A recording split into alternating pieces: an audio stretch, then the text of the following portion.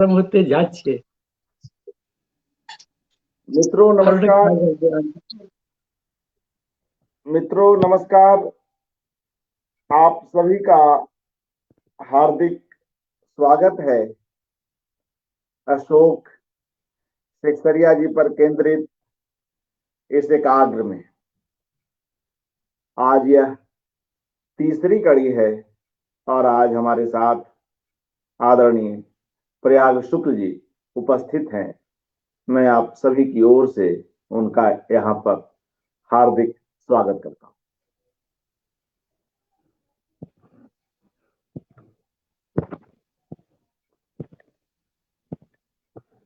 Hello जी जी, आवाज आ रही है शुक्ल साहब? आ रही है। आपका स्वागत है। मित्रों, पूर्व में अरविंद मोहन जी और कल शिवानंद तिवारी जी का वक्तव्य रहा और इन दोनों ही वक्तव्यों में किसी न किसी रूप में लॉर्ड सिन्हा रोड की चर्चा हुई।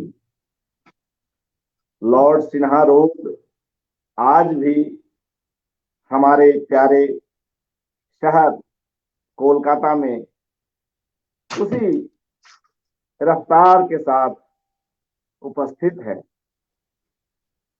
और उसी सड़क पर 16 नंबर का जो मकान, जो कोठी, जिसमें कभी एक शख्स रहा करता था, वह शख्स आज उस कोठे में नहीं है, इस दुनिया में नहीं है। हम उन्हें बार बार याद करते हैं। जब हम सभी लोग उन्हें यूं बार बार याद करते हैं, तब वे कहाँ गए हैं कुछ कहा नहीं जा सकता, मगर वे कहीं जाकर के भी कहीं और नहीं गए हैं। शायद पहले से अधिक हमारे बीच आ जमे, तभी तो यह एकाग्र हो रहा है और अलग अलग क्षेत्रों के लोग इस एकाग्र में आकर उनके बारे में अपनी बात रख रहे हैं। उसी क्रम में इस तीसरी कड़ी में आज हमारे साथ प्रयाग शुक्ल जी हैं, जिनके पास स्मृतियों की एक बहुत बड़ी दुनिया है, जो खुद कई बार अपनी उस दुनिया में प्रवेश करते हुए या उस दुनिया से बाहर आते हुए चौंकते हैं, पुलकते हैं, सिहरते हैं।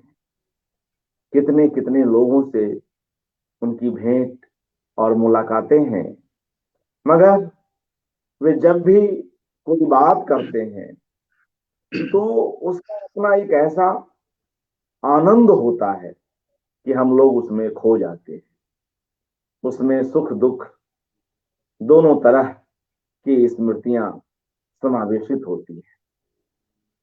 मित्रों, हम प्रयाग शुक्ल जी को सुने उससे पहले क्यों नहीं उनके लिखे कुछ शब्दों से गुजरे,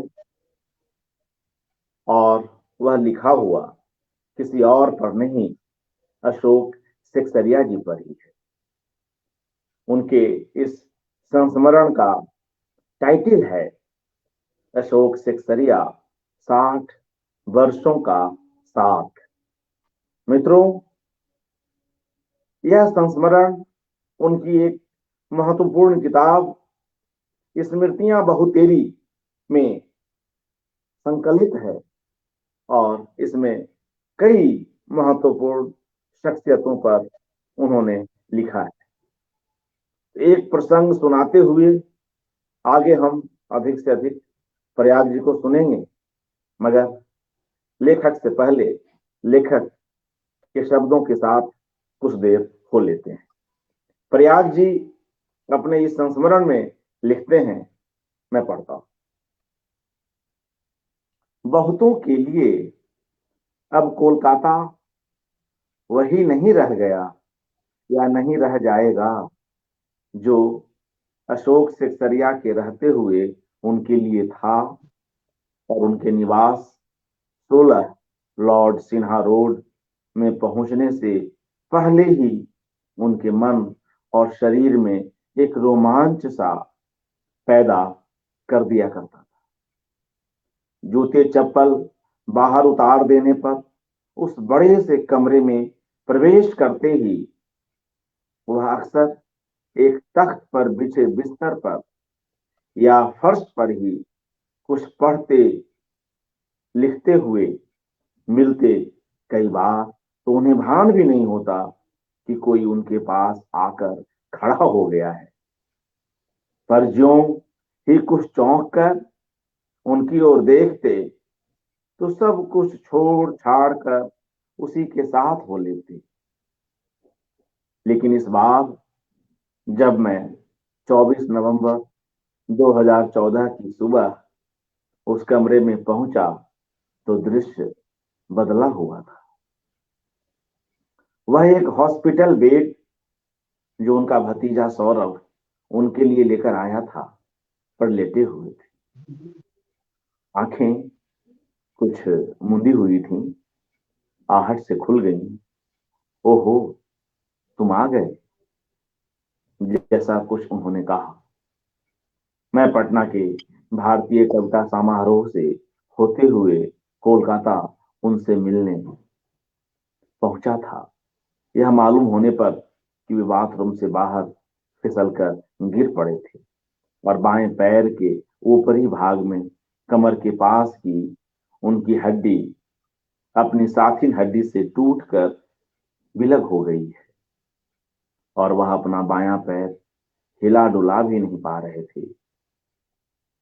पटना समारोह में जो शॉल मुझे भेंट में मिला था वह मैं साथ लेकर गया था और उनकी अधमुंधी सी आंखों का लाभ उठाकर उन पर उसे ओढ़ा दिया था।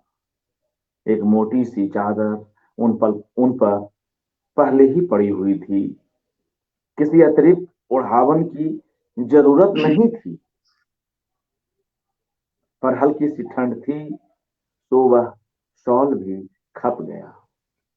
मैं डांट और उलाहने की अपेक्षा कर रहा था, ऐसी डांट कि अरे यह क्यों ले आए, इसका क्या काम आदि। पर वे बोले, मेरे लिए लाए हो। मैं स्वीकृति में चुप रहा। बोले, मेरी बड़ी बहन के कारण ही मेरी भी यह आदत बन गई है कि कोई कुछ लाकर देता तो चिढ़ जाता था, तुम जानते हो, वापस कर देता था। नर्स बिंदु बिस्तर के पास आकर खड़ी हो गई। मैं बांग्ला में ही उससे कुछ बातें करने लगा। बोली, सुबह से कुछ खाया नहीं है, मना कर देते हैं, ऐसे कैसे चलेगा। मैंने कुछ अभिमान से कहा, खाएंगे कैसे नहीं, 60 साल से इन्हें जानता हूं, तब से हमारी दोस्ती है। मन में यह आशंका थी कि जरूर कि मन में यह आशंका थी कि जरूरी नहीं, यह वास्ता देने पर भी वह कुछ खा लेंगे, पक्के जिद्दी हैं। यह भी मुझसे अधिक भला और कौन जानेगा।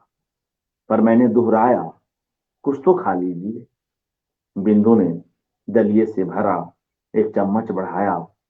उन्होंने खा लिया, पर अगले चम्मच के लिए मना कर दिया। मित्रों, यह प्रयाग शुक्ल जी की उनसे आखिरी भेंट के कुछ बेहद भाव विह्वल दृश्य हैं। हम इस मुलाकात पर पुनः लौटेंगे, मगर अभी हम लोग कथा के आरंभ में चलते हैं, जहां ये दो दोस्त पहली बार मिल रहे हैं।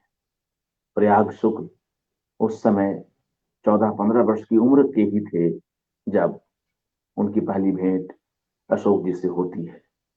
हम वहीं से इस स्मृति माला की शुरुआत करते हैं। प्रयाग साहब, कृपया उन दिनों को याद करते हुए हमसे कुछ साझा करें। प्रयाग शुक्ल जी। नमस्कार। आवाज आ रही है? जी नमस्कार। आवाज आ रही ठीक? जी आ रही है। सबको नमस्कार, जो इस कार्यक्रम में मुझे देख और सुन रहे हैं। और अर्पण जी को धन्यवाद, आभार कि वो ऐसे आयोजन कर रहे हैं। और ये आयोजन तो मेरे लिए बहुत विशेष है, क्योंकि अशोक जी से अभी बताया ही अर्पण जी ने कि मेरा साथ जब मैंने लिखा था तो 60 वर्ष का था, ऐसा मैंने लिखा था। अब उसमें आप 7 बरस और जोड़ ले सकते हो। तो ये बात मैं इसलिए कह रहा हूँ कि उनका साथ छूटा कहाँ। आज मैं ऐसा कोई लेख लिखूं तो शायद यही लिखूंगा उसका शीर्षक कि अशोक सक्सेरिया 67 वर्षों का साथ। क्योंकि कोई दिन नहीं बीता उनके न रहने के बाद भी जब हमने उनको याद न किया हो, या याद करने की जरूरत पड़ी नहीं। वो हमारे जीवन में, और मेरे ही नहीं, मैं तो कहूंगा सैकड़ों बल्कि हजारों लोगों के जीवन में उस तरह प्रवेश कर गए थे वो, या कर गए हैं, कि वो उनको प्रायः रोज याद करते हैं। अकेला मैं नहीं, कुछ को मैं जानता हूँ और उसी के आधार पर कह रहा हूँ।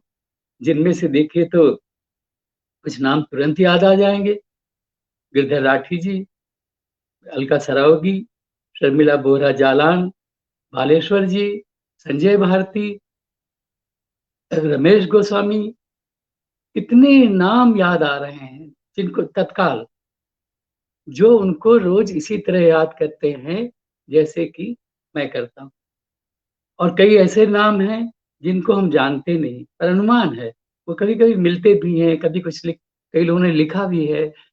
कई लोग उन पर कभी अचानक बात करते हुए मिल जाते हैं तो यही कहते हैं कि अशोक जी को भूला नहीं जा सकता। जमुना है, संजय की पत्नी। कितनी चीजें, कितनी यादें हैं। पर अभी आपने ठीक ही कहा, मैं वहीं चलता हूँ जहां उनसे मुलाकात हुई थी।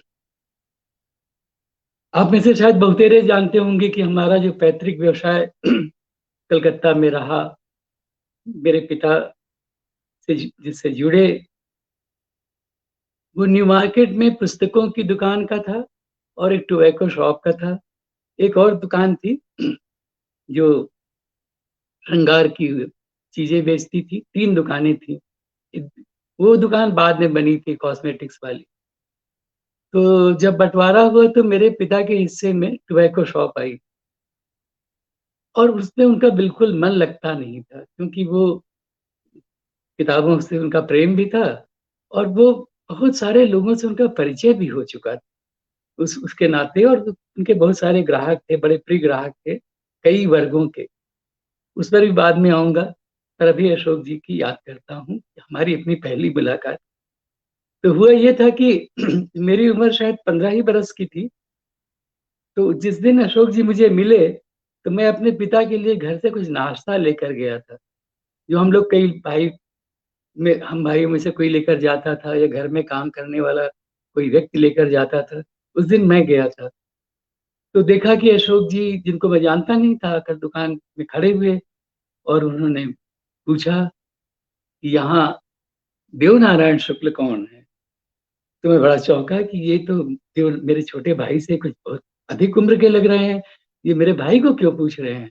और उनकी वेशभूषा भी तब बाद में जैसी बन गई थी, उतनी अस्त व्यस्त, तब उतनी अस्त व्यस्त नहीं थी। वो शायद खादी का पैंट पहने हुए थे और शर्ट पहनते थे उस समय। तो मैंने पूछा उनसे, मैंने कहा वो तो यहाँ नहीं है, वो तो आप बताइए। तो उन्होंने कहा कि अरे उसको पुरस्कार मिला है ना। तो हुआ ये था कि किसी पत्रिका में मेरे बड़े भाई रामनारायण शुक्ल, कहानीकार, उन्होंने छोटे भाई के नाम से एक साहित्यिक वर्ग पहेली भरी थी। उसको पुरस्कार मिल गया।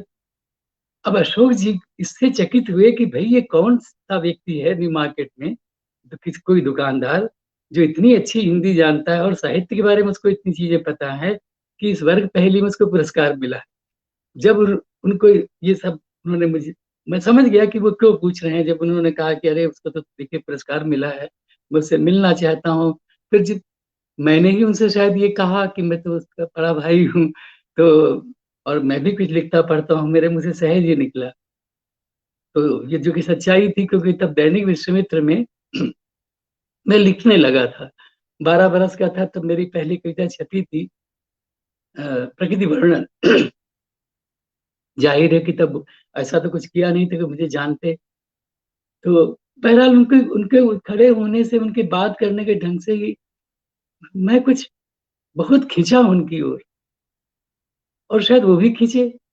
अच्छा कि ये लिखने पढ़ने वालों का परिवार है। जब उनको ये मालूम हुआ कि मेरे बड़े भाई ने इसको भरा है और मेरी भी दिलचस्पी लिखने पढ़ने में है, तो और फिर मैंने उनको बताया कि ये सामने वाली दुकान भी मेरी है, मतलब मेरी मतलब हमारे परिवार की है, पैतृक पैतृक व्यवसाय है हम लोगों का। कुछ ऐसी ही बातें हुई।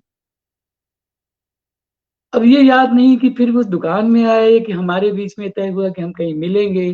शायद दूसरी तीसरी बार भी वो दुकान में आए, पर दुकान में तो मैं हर समय रहता नहीं था। कुछ तय हुआ था, तो फिर मैंने कि अपने बड़े भाई से भी उनको मिलवाऊंगा और हम मिलेंगे। अब उसके बाद की याद जाहिर है इतनी पुरानी है, इतनी तो बहुत अच्छी तरह याद है, मैं आज भी याद कर सकता हूँ, कर रहा हूँ, कि वो मेरी दुकान के सामने खड़े हैं। मैं 15 बरस का हूँ, वो मुझसे 5-7 बरस बड़े हैं, और ये दिखाई भी पड़ रहा है कि मुझसे बड़े हैं थोड़ा सा। उसके कुछ दिनों की बात ये जरूर है कि फिर हमारा साथ, हमारा मिलना बहुत होने लगा, और मुझे चीजें बताने भी लगे वो। कह सकता हूँ कि उनके कारण ही ये कई पुस्तकालयों के नाम मालूम हुए जहां मैंने जाना शुरू किया। उनके नाम याद हैं: शेर सूरजमल जालान पुस्तकालय, बड़ा बाजार लाइब्रेरी, कुमार सभा पुस्तकालय। और उनसे बात होने लगी कि मैंने क्या पढ़ा है, कुछ पढ़ने की बातें होने लगी। और थोड़ा सा जब समय और बीता, 1-2 साल बाद, उसकी बहुत अच्छी यादें हैं कि श्रीनिवास रेस्तरा नाम का एक रेस्तरा था, वो कैम्बेक स्ट्रीट से पग के पास, शेक्सपियर सरणी जिसका नाम है, थिएटर रोड, वो पूरा इलाका। वो एक समय अशोक का, या अशोक जी का, क्योंकि मैं उनको बराबर अशोक जी कहता था। उनके सामने तो कभी कहने की जरूरत ही नहीं पड़ती थी, जब हम दोनों होते थे तो बराबर आप कहता था। कभी उनको नाम लेकर पुकारा हो कि अशोक या अशोक जी, ऐसा तो कोई प्रसंग आया ही नहीं। और तो वहां हम लोग उस रेस्तरा में जाते थे। और फिर मैं जब 18 बरस का हुआ, 17-18 बरस का, तब मेरे भाग्य से और उनकी प्रेरणा से और उनके सहयोग से मैं वसुधा, कृति आदि में छपने लगा। कल्पना में भी मैं जब 18 बरस का था तो मेरी दो, एक कविता छपी और एक कहानी छपी। और हमारी जो उन दिनों चर्चा होती थी, जो पढ़ने को मिलता था, और जो हम पढ़ते थे, जो बातें करते थे, जो दुनिया हमारे सामने खुल रही थी। और मेरे लिए तो जो अशोक जी के कारण खुल रही थी, क्योंकि उनकी इस पहली याद के साथ ये भी याद करना चाहता हूँ कि मुझे नहीं लगता कि अपने, अब जरूर होंगे, बंगला में लोग हैं, किताबें भी बहुत सारी कलकत्ता पर हैं। लेकिन अब देखिए, मैंने उन जैसा व्यक्ति नहीं देखा जिसको कलकत्ता का इतिहास इतना पता हो, और वो इसकी एक एक चीज जानना चाहते, अपने शहर से इतना गहरा लगाओ। एक बार, अभी थोड़ा आगे बढ़ जाता हूँ फिर लौट आऊंगा। तो बहुत साल की पहले, ये अभी तो कोई 15 साल या 10 साल पहले की बात है। मैं एक थिएटर रोड की, या लॉर्ड सिनेमा रोड के पास की एक होटल में ठहरा था। पहले तो उनके साथ ही ठहरा करते थे, बता देना जरूरी है। फिर एक समय आया था कि मुझे खुद लगता था कि आयोजकों ने कहीं ठहराया है, वहाँ और भी साथ के लोग ठहरे हुए हैं, तो चर्चा करूंगा, और अच्छा नहीं लगा कि मैं वहां से कहीं और ठहर जाऊं। तो बाद में होटलों में ठहरने लगा था। लेकिन रोज उनसे मिलता था सुबह उठते ही, ये भी याद कर लूं। तो और ये भी व्यवस्था रहती थी कि अगर वो वहाँ उनके लॉर्ड सिन्हा रोड के पास वाला कोई होटल हो, आज कौन से कहता था, तो मुझे वहां ठहरा दीजिए। और ऐसे वो लोग ठहरा देते थे। तो जैसे पल्लवी गेस्ट हाउस, जो बाद देख हम हमारी जगह बनी, जहां से मैं पैदल अशोक जी के यहाँ जा सकता था। बहरहाल, तो जिस होटल में मैं ठहरा था, अशोक जी को जब उसका नाम सुना, इसमें उसका नाम मैं भूला जा रहा हूँ, याद आ जाएगा। तो बोले अरे तुरंत मैं तुम्हारे साथ चलता हूँ अभी। तो मुझे थोड़ी हैरानी भी हुई। बोले उसके बारे में बहुत सुना करता था, मैं उसको देखना चाहता हूँ। फिर उसका कुछ इतिहास बताने लगे। और ये तो याद ही है कि वहां जब हम मिले थे उसके कुछ साल 2 साल बाद ही, वो मुझे जहां से हम गुजरते थे, किसी सिनेमा हॉल के पास से, या किसी बाजार के पास से, या किसी दुकान के पास से, तो कुछ ना कुछ इसके बारे में बोलने बताने लगते कि ये यहाँ ये देखिए ये मुस्लिम रेस्तरा है, यहाँ ये चीज बहुत अच्छी मिलती है, इनकी चाय ऐसी होती है। और मुझे फिर हमने वहाँ खाया भी है, अभी ऐसा भी याद है। तो एक मेरे लिए जो मेरा परिवार था, संयुक्त परिवार था। और संयुक्त परिवारों की हालत आप जानते हो कल क्या होती है कि मैं 16 साल की उम्र तक, सत्रह 18 साल की उम्र तक मैं 60 लोगों के बीच में रहा हूँ। क्योंकि जब हमारा घर बिका, बीच बीच में मेरी किस्से भी आते रहेंगे, वो जरूरी हैं अशोक जी से आपको जोड़ने के लिए, क्योंकि मेरा जीवन उनसे अभिन्न है। और वो अभी आपको पता चल जाएगी कि वो किस हद तक अभिन्न है। तो 18 साल का जब मैं हुआ तो हमारा घर बिक गया, दुकान बिक गई, पिता को कोई बहुत बड़ा घाटा हुआ, वो गांव चले गए। बहरहाल उस पर भी थोड़ा बहुत शायद बाद में आऊं, लेकिन मैं कलकत्ता ही रह गया। तो वो ये है कि 60 लोगों के बीच में रहने से बहुत अनुभव आपको मिलते हैं। उनसे भी मुझे बहुत कुछ मिला है, as a person, as a writer. क्योंकि वो तो उनकी बहुत सारी यादें भी उस समय की, बचपन की, इतने लोगों के बीच रहने की, खाने पीने की, लड़ने झगड़ने की, पता नहीं क्या क्या यादें हैं उस घर की। 43/1 सुरेंद्रनाथ बनर्जी रोड की वो घर अभी है, लगभग उसी रूप में है। बहरहाल, तो वो एक दुनिया हमारी बड़ी भी थी 60 लोगों के बीच में, लेकिन छोटी भी। अशोक जी के साथ परिचय का जो मुझे सबसे बड़ा लाभ हुआ, और वो आजीवन होता रहा, कि तरह तरह की जानकारियां जो मैं उनके निकट आया। मैं अकेला नहीं, इसको बार बार दोहराऊंगा, क्योंकि देखिए ये भी सच्चाई है उन जैसे व्यक्ति के लिए। अभी मैंने कुछ नाम लिए हैं, और उनमें से हर व्यक्ति ये दावा कर सकता है कि मैं अशोक जी के सबसे निकट था, मैं अशोक जी को मैं सबसे ज्यादा जानता हूँ। बालेश्वर जी कह सकते हैं, अब मैं उनकी बात को काटूंगा नहीं, मान लूंगा।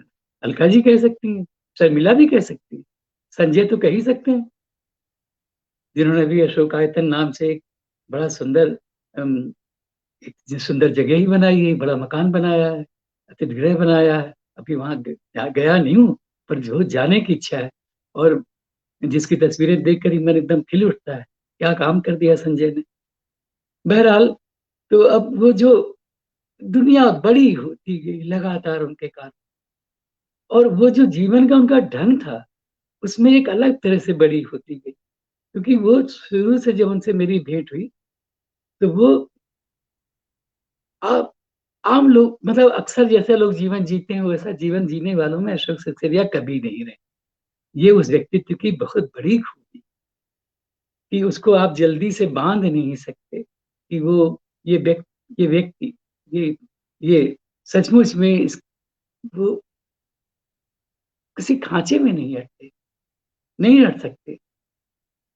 वो विशाल है इस मामले में, अपनी जीवन शैली में विशाल है, और अपने कामकाज में तो है ही, और हमारे आज भी काम आने के हिसाब से भी बहुत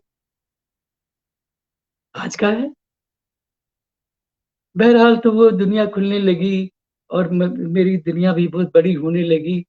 मुझे भरोसा हो गया जब मैंने कहा था पिता से कि मैं गांव नहीं जाऊंगा। वो जा रहे थे छोड़कर, और पूछा भी उन्होंने तुम फिर कैसे रहोगे। तो मैं कहा नहीं, मैं रह लूंगा, मेरे मित्र हैं। और तो सब मित्र में उनसे तब तक थोड़ा बहुत अशोक जी को जानने लगे थे। पर मुझे लगा कि जब अशोक जी जैसे व्यक्ति यहाँ हैं, और अ, हमारे साथ हैं, तो फिर कहीं और जाने की जरूरत नहीं है। पता नहीं इतना ऐसा भरोसा था, और वो गलत भरोसा नहीं था, क्योंकि आजीवन फिर वो चला है। तो पिता गांव चले गए। हमारे भाई बहनों का भी जैसा कुछ इंतजाम होना था, हम लोग अलग अलग जगहों में, कुछ कलकत्ता में, कुछ कहीं और इलाहाबाद में, चले गए। पर उसके बाद एक घटना घटी, और वो घटना मेरे जीवन की कुछ कह सकता हूँ कि वो घटी तो भी बहुत अच्छा था। उस घटने के कारण फिर मैं अशोक जी की प्रेरणा मुझे एक दूसरी तरह से मिली। क्योंकि जब वो मेरे पिता गांव चले गए और मैं कलकत्ते में रह गया और अपने मित्र सिन्हा जी के साथ रहने लगा, जिनसे अशोक जी का भी अच्छा परिचय हो गया था। वहाँ लेक गार्डन्स में हम एक कमरा ले, 2 कमरे थे जहाँ हम रहने लगे थे बाद में। तो लेकिन अशोक जी चले गए, वो स्वयं चले गए। अब वो तिथि तो याद नहीं आ रही, लेकिन शायद 58 वगैरह में, कभी वो 58-59 में दिल्ली चले गए। अब दिल्ली चले गए तो मुझे बहुत अकेला लगने लगा। पर उन दिनों मैं पढ़ रहा था, बीए कर रहा था, तो सिन्हा जी के साथ रहता था। मेरे भाई भी वहाँ कुछ दिन आकर रहे, बड़े भाई। पहले वो कलकत्ता यूनिवर्सिटी के एक हॉस्टल में रहते थे, लॉ कर रहे थे, रामनारायण शोपी। तो एक ये लगने लगा कि अरे अब अशोक, लेकिन हमारा पत्रव्यवहार नहीं टूटा, और न उन्होंने इसकी चिंता कभी छोड़ी कि प्रयाग क्या कर रहा। ये उन्होंने आजीवन की। अब देखिए, तो फिर ये तय हुआ, तब जब 20 बरस का था मैं, 60 में, तो अशोक जी ने कहा कि तुम कुछ दिन दिल्ली आ जाओ। और मेरा बहुत मन था कि मैं जाऊं वहां, और मुझे अपने माता पिता से मिलने गांव जाना था। तो मैं पहले गांव गया, फिर वहां से मैं दिल्ली चला गया। तब दिल्ली में अशोक जी दैनिक हिंदुस्तान में काम करते थे। अर्पण जी, मैं बोलता रहूं कि कुछ आप पूछोगे, या मैं रुकूं, विश्राम लूं, कि ये ठीक से चल रहा है, मैं कुछ ठीक से अपनी बातों को रख पा रहा हूँ? आपको कुछ बताना पड़ेगा बीच में। जी, बहुत ही क्रमवार चल रहा है शुक्र साहब। अच्छा, तब फिर ठीक है। तो जी। वहां से फिर मैं दिल्ली चला गया। तब दैनिक हिंदुस्तान में अशोक जी काम करते थे। लोधी स्टेट में, लोधी स्टेट नहीं, स्टेट में तो बड़े बड़े वो मकान हैं, नई दिल्ली वाले, आईआईसी के सामने। उस समय एक लोधी कॉलोनी, वहां एक कमरा लेकर वो एक सरदार जी थे, वो किसी सरकारी नौकरी में थे, उनकी पत्नी थी और बच्चे भी शायद थे। तो वो एक कमरा उन्होंने अशोक जी को दे दिया था। वो सब अच्छी तरह याद है। अब वो लोधी रोड बदल चुका है, वहां पता नहीं क्या क्या, जैसा कि हर शहर का हाल है। कलकत्ता भी बहुत बदला है, पर उतना कलकत्ता नहीं बदला जितना बाकी शहर बदले। कलकत्ते के कुछ गुण अभी उसमें अपनी तरह से बचे हुए हैं। बहरहाल, तो वहां उनके साथ रहा मैं। और जो कृति मंडल, जिसका हम सब के जीवन में बड़ा, यही कहूंगा कि बहुत उसकी बड़ी भूमिका है मेरे सारे मित्रों के, जिसमें अशोक वाजपेयी हैं, जिसमें प्रबोध कुमार थे, जिसमें स्वयं अशोक सक्सेरिया हैं, जिसमें कमलेश जी थे। तो एक कृति मंडल जो बना, कृति पत्रिका में लिखने वाला, जिसमें मान लीजिए मुक्तिबोध का एक सेलिब्रेशन शुरू हुआ, बहुत सारी चीजें हुई। विनोद कुमार शुक्ल ने छपना शुरू किया वहाँ। हम लोगों ने लिखना पढ़ना शुरू किया। मेरी तो कृति में ही सब अधिक चीजें छापी, श्रीकांत वर्मा और नरेश मेहता ने। उस जमाने में, उस जमाने में सबसे अधिक चीजें मेरी कृति में छपी। और अशोक जी की भी चीजें फिर वहीं छपी। ये अलग बात है कि उन्होंने गुणेन्द्र सिंह कंपानी के नाम से चीजें, और मैंने तो उनके छपते ही तत्काल पहचान लिया, हालांकि मुझसे भी उन्होंने छिपाया था। ये मेरी ही कहानियां हैं, क्योंकि उन कहानियों में वर्णित कई चीजों को मैं जानता, अनुमान कर लेता था। अरे ये तो वो चित्र बना रही है, तो कॉफी हाउस के बगल वाली बिल्डिंग जो लंबी ऊंची सी थी, वहां की बात हो रही है, ये तो अमुक जगह की बात हो रही है, ऐसा मुझे लगने लगा।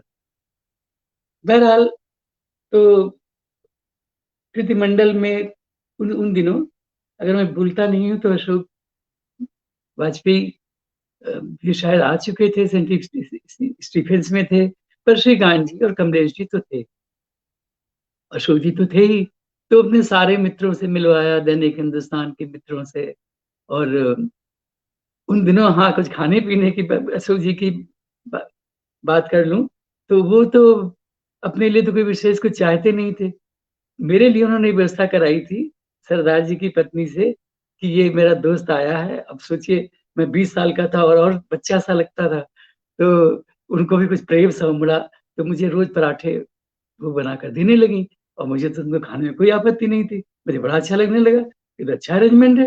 हम दिन भर घूमते हैं, खाते पीते हैं और सुबह और रात को आकर फिर मुझे कुछ अच्छा खाने को मिल जाता है अगर हम बाहर से खाकर नहीं आते। पर मैं देखता था कि अशोक जी को ये किसी क्रम में, किसी रूटीन में बंधना उतना पसंद नहीं। तो वो जब मैं खा लेता था तो कहते चलो अब हम चलते हैं।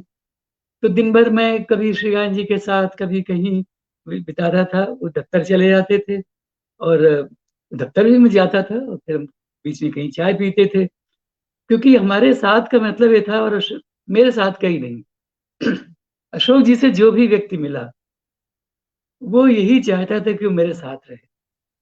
अब अशोक जी की खूबी देखिए कि वो भी चाहते थे कि मेरे साथ रहे। अब वो ऐसे व्यक्ति थे। दो चीजें उनमें बहुत अधिक शुरू से थी, शायद इसीलिए मैं उस समय, कई कारणों से मैं इसको सोच कर देखता हूँ तो किसी चीज समझ में आती है कि ऐसा क्यों हुआ कि मैं, वो मेरे मित्र बने, मेरे अभिभावक बने, मेरे शुभ चिंतक बने, मेरे पूरे परिवार, मेरे ही नहीं फिर सभी भाई बहनों के। और वो एक विलक्षण घटना थी कि वो धीरे धीरे कैसे वैसा होता गया कि वो हम सब भाई बहनों से बहुत गहराई से जुड़े। मेरे छोटे भाई को छोड़ करके कोई उससे इतना मिलना जुलना तो नहीं हुआ। राम नारायण शुक्ल से, मेरे बड़े भाई बद्री नारायण शुक्ल से जो एयरफोर्स में थे, और फिर जब उनसे परिचय उनका हुआ अशोक जी का, तो वो भी अभी भी आज तक भी पूछते हैं। हम आज भी उनसे आज भी वो मुझसे 5 बरस बड़े हैं, अशोक जी को जानते थे तो भी बराबर पूछते हैं। और मैं भी उनसे जुड़ी हुई कोई चीज उनको देता हूँ, उनको बताता हूँ। और मेरी छोटी बहन चंद्रप्रभा, वो भी जुड़ी उनसे। और चंद्रकिरण, जिसको दुर्भाग्यवश हमने पिछले वर्ष खो दिया, चंद्रकिरण राठी, दिसंबर में। देखिए हाँ, कैसे समय बीतता है। 1 साल लगभग होने को आ गया। तो वहाँ वो तो खैर बहुत ज्यादा जुड़ी। राठी जी तो जुड़े ही, पर राठी किरण को के लिए उनके मन में बहुत सारे कारण थे, वहां जाने का अवकाश नहीं है। पर किरण उनके जीवन की एक बहुत प्रिय प्रिय व्यक्ति बनी थी, बहुत सारे कारणों से। और बहुत अच्छा संबंध भी उन लोगों का था, जिसमें दोनों ही खरे व्यक्ति थे और अपनी अपनी बात अपनी अपनी तरह से कहते थे। फिर विशाख, मेरे भांजे से उनका ऐसा संबंध बना, वो उस अब जो जो मुझे याद आता जाएगा ऐसे याद करता जाऊंगा। विशाख ने मुझे एक बार बताया, और उसने शायद लिखा भी है कि जब वो कलकत्ता गया तो अशोक जी यही चाहते थे कि मेरा उसके साथ रहें, उसको अब घुमाए फिराए। अब देखिए ये भी कमाल, मित्रों के बच्चों से अशोक जी का जो संबंध बना, ये बनता रहा। वो सब भी ये कह सकते हैं कि अशोक जी तो सबसे मेरे ही निकट, संजय भारती के बच्चे हूँ, कह सकते हैं कि हम बहुत हमारे निकट थे। तो बहरहाल, तो विशाख ने मुझे बताया भी और लिखा भी उसने कि उसको बोटेनिकल गार्डन घुमाने ले गए। तो अब से कभी कभी बच्चे भी कुछ, ये बड़े भी खींच जा सकते हैं ना, क्योंकि बहुत जो प्रेम है वो भी बहुत उलझन में डालता है कि इस इतने प्रेम का क्या करें। और बच्चा तो मान लीजिए उस, एक युवा व्यक्ति है, किशोर है, युवा है, तो बार बार पूछे जाने से उसको थोड़ा, विशाख को लगने लगा, हर थोड़ी देर में पूछते थे तुम कुछ खा लो, तुम कुछ पी लो, तुम ऐसा कर लो। तो उसने एक, जैसा उसने लिखा भी है कि वो जोर देकर उसने कहा नहीं मुझे भूख नहीं। शायद कुछ तलखी से कहा होगा, तलखी न भी रही हो तो कुछ इस भाव से कहा होगा कि आपका सवाल मुझे अच्छा नहीं लगा। इस पर अशोक जी क्या कहते हैं, वो भी विशाख ने लिखा, बाबू ये मेरी आदत है, बुरा बुरा न मानना। तो अब ऐसी हजारों चीजें हैं, मतलब क्या क्या करूं, क्या क्या याद करूं, क्या क्या भूलूं कि याद करूं। बच्चन जी की आत्मकथा का ये शीर्षक ही याद आता है। बहरहाल अब ये वहाँ दिल्ली चलता हूँ जहाँ फिर बार बार लौटना होगा, क्योंकि जब वो नहीं वहाँ फिर, जब दोबारा वो लौटते हैं, लंबी कहानियां हैं। अशोक जी पर तो मैंने भी एक संस्मरण लिखा ही है जो आप, जिससे आपने पढ़ा, किताब लिखने की इच्छा है, वह कमरा नाम से मैंने शुरू भी किया था, पर वो क्षमा करेंगे, वो बीच में रह गया। 20-30 पन्ने लिखे हुए पड़े हैं, कभी लिखूंगा। अर्पण जी कुछ आप बोलिए, फिर मैं बोलूंगा। जी जी मित्रों, कुछ देर में प्रयाग शुक्ल जी सहज हो जाएं, उसके बाद हम लोग उन्हें फिर से सुनेंगे। ऐसा होता ही है और यह बेहद स्वाभाविक है। इतनी सारी चीजें हैं और इतना गहरा जुड़ाव, और उस बेहद संवेदनशील और सबकी चिंता करने वाले शख्सियत को जब हम याद करते हैं तो कई सारी चीजें आती ही हैं। लेखक जी, उनका जो कहानी संग्रह है अशोक सेक्सरिया जी का लेखकी, उसको लेकर भी हम लोग बातचीत करेंगे, और उसके प्रकाशन में भी किस तरह प्रयाग जी का और गिरधर राठी जी का, बिंद मोहन जी का, इन लोगों का पूरा एक समेकित प्रयत्न रहा, इस पर भी बात करेंगे।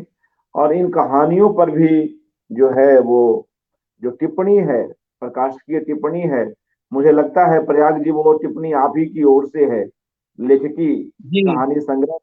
जी। और उनकी कहानियों पर भी आज कुछ बातचीत हम लोग करेंगे।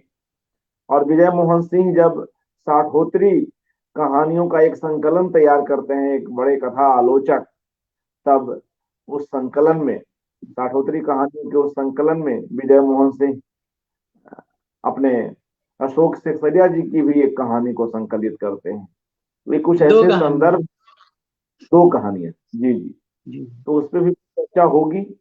और बेशक उन्होंने कम लिखा, अलग अलग नामों से लिखा, साहित्य में गुणेन्द्र सिंह कंपानी के नाम से और खेल में किसी और नाम से। तो और उनकी बहुत ज्यादा रुचि नहीं रही, हम लोग लगातार सुन रहे हैं इन वक्तव्यों में। तो फिर भी कैसे उन कहानियों का अपना एक विशेष महत्व है। अभी एक कार्यक्रम में अलका जी भी लिख रही थी कि वे किस तरह अनुवाद भी जब करते थे तो इतनी शिद्दत से करते थे कि एक एक पैरा के अनुवाद करने में पूरा दिन लगा दिया करते थे। उनका अनुवाद का भी कार्य है, बाल साहित्य का कार्य है, तमाम चीजें हैं। तो एक एक करके हम लोग आएंगे इन विषयों पर। प्रयाग जी, अगर संभव हो तो उस यात्रा को आगे बढ़ाएं, और ये जो बिल्कुल बनाते आलोचना हैं। को बाद ही में रखा जाए, है ना, पहले। जी हाँ, जी। तो फिर ये हुआ कि वो प्रतिमंडल की बात में दिल्ली की बात कर रहा था कि दिल्ली वो दोबारा लौटते हैं। फिर होता ये है कि अब मैं थोड़ा आगे चला जाता हूँ जी कि मैं कल्पना छोड़ करके, कल्पना पत्रिका छोड़कर दिल्ली आता हूँ। उस दिल्ली में आता हूँ जहाँ अशोक जी नहीं है, कुछ दिनों के लिए हैं, फिर वो फिर नहीं है। उनका ये शायद 2-3 बार आना जाना दिल्ली वाला हुआ था, लेकिन अपने पिता के देहांत के बाद फिर वो दिल्ली नहीं लौट, फिर बहुत बाद में फिर नहीं लौटते, उसके पहले तक लौटते हैं 2-3 बार। तो ये जो हमारा मंडल बना उस समय की जो बातें हैं वो अनंत हैं, लिखने पढ़ने की और किताबों के साथ रहने की। क्योंकि मैं सोचता हूँ कि अगर अशोक जी से मेरी भेंट ना हुई होती तो शायद बहुत मेरे जीवन में बहुत सारी चीजें जो मैं कर सका शायद कभी ना करता। अब देखिए आजकल मैं चित्र भी बनाता हूँ, सबसे शेयर भी करता हूँ, और अशोक जी की बहुत याद भी आती है कि वो देखते तो पहले तो थोड़ा हैरान होते, शायद उनको ये भी, अब वो क्या प्रतिक्रिया होती मैं नहीं कह सकता, लेकिन कुछ भी हो सकती थी, बहुत खुशी की भी, और अगर इसकी भी हो सकती थी कि अरे तो इससे तुम्हारा कुछ लिखना पढ़ना तो बाधित नहीं होगा। मतलब उनकी चिंताओं का अंत किसी के लिए भी नहीं था। जो भी उनके संपर्क में आया उसकी एक एक चीज की चिंता वो करते थे, क्योंकि मुझे लगता है कि अब मुझे अशोक जी के उन गुणों की भी बात जरूर करनी चाहिए अपने संस्मरणों के साथ साथ या उससे अलग से। तो अब मैं थोड़ी देर उनके गुणों पर बोलूंगा जो मेरी समझ में आए हैं और या जिनकी मैं याद करता हूँ।